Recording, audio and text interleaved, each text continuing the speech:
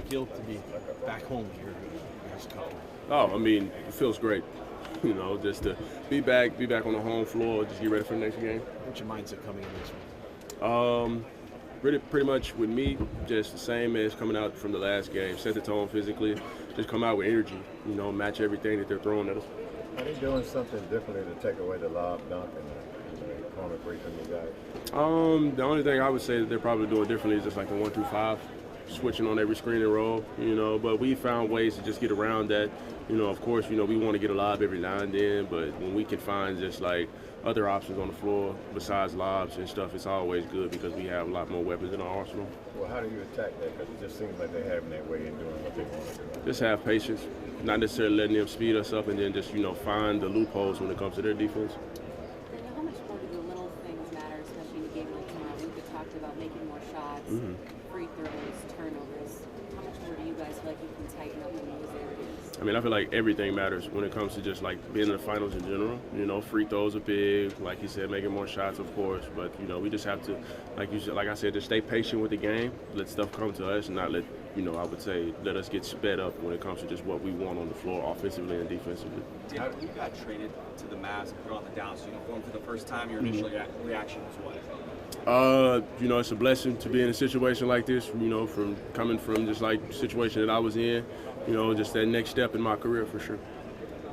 How do you make them uncomfortable? Because they hadn't lost a game in over a month. They probably feel like this series is over. Pretty much. I mean, I feel like a segment of some like stint when the last game we found ways to be able to do that. Just we have to make them take the shots that we want them to take at the end of the day because they're forcing us to do the same. So once we get to that point and we can do it consistently, I feel like that's what can make them uncomfortable. How do you get Kyrie more involved? Because he's only got 28 points in 2 games. I mean, just believe in him, find ways to get him downhill, and at the end of the day, just try to keep him as motivated as possible. The first action of the game, you posted up, and it worked. Yeah. But you didn't go back to posting up in general, nor with you kind of the rest of the game.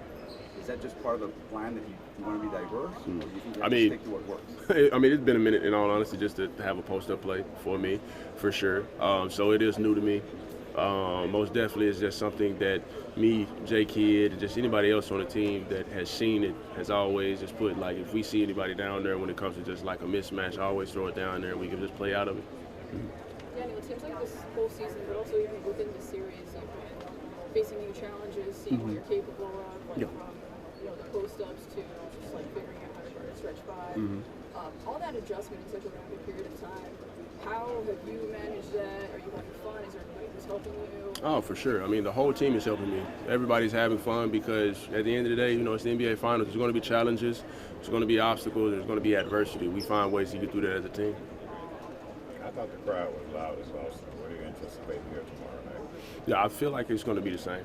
I always love just coming here and playing with the home crowd involved. It's always dope to just see just how many people. I heard it's a sold-out game tomorrow, so hopefully, hopefully it's going to blow the roof off. Most definitely, they should hear us like on the other side of Texas.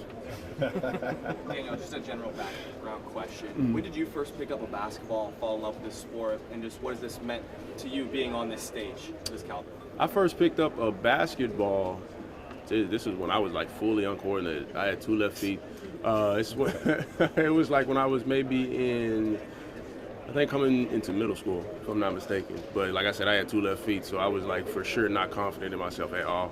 And then once I fully finally fell in love with the game, it's just I just took that next step and just held myself accountable when it came to just like the things that I wanted to do. Once everybody explained to me just like what I can do with just like my height. At the time I was always one of the tallest guys at the school, the skinniest, I was no bigger than one of these microphone stands.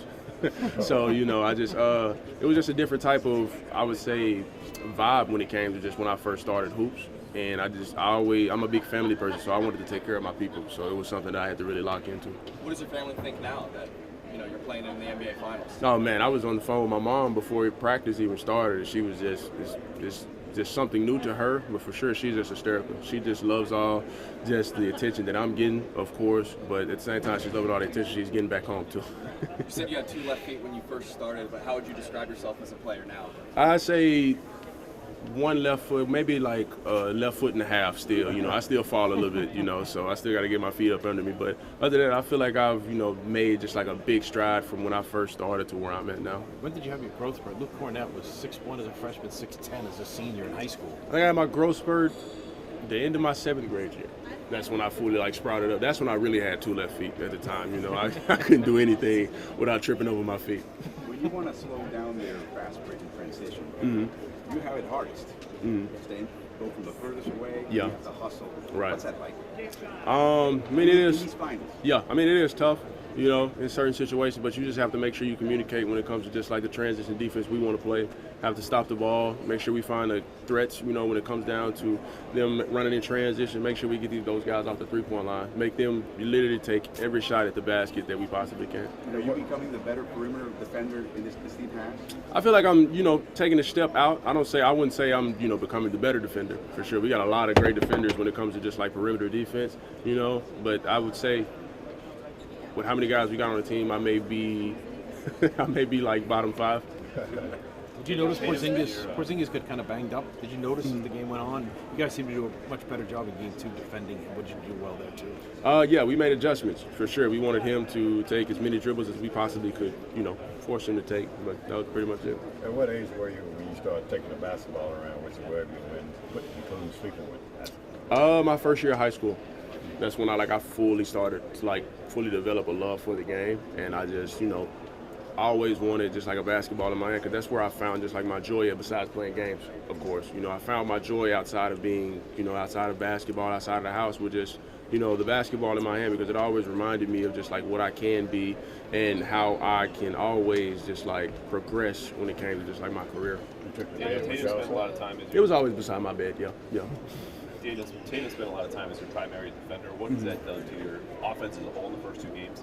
And what needs to change either for you or the offense collectively tomorrow night? I feel like, you know, when it comes to him guarding me, keep him involved as much as possible. Pretty much it. There's nothing really too different. I've always had, you know, every other team that we've played, they've always had some guy, like one of the main guys on me, because of it keeps me out of the action, because, you know, I'm pretty sure he wants to focus on offense. You know, so we have to make sure he, you know, gets out there and slide his feet a little bit too. So. You said before the series that you've doubled down on consistency. What does that actually look like? It was just hard work at the end of the day.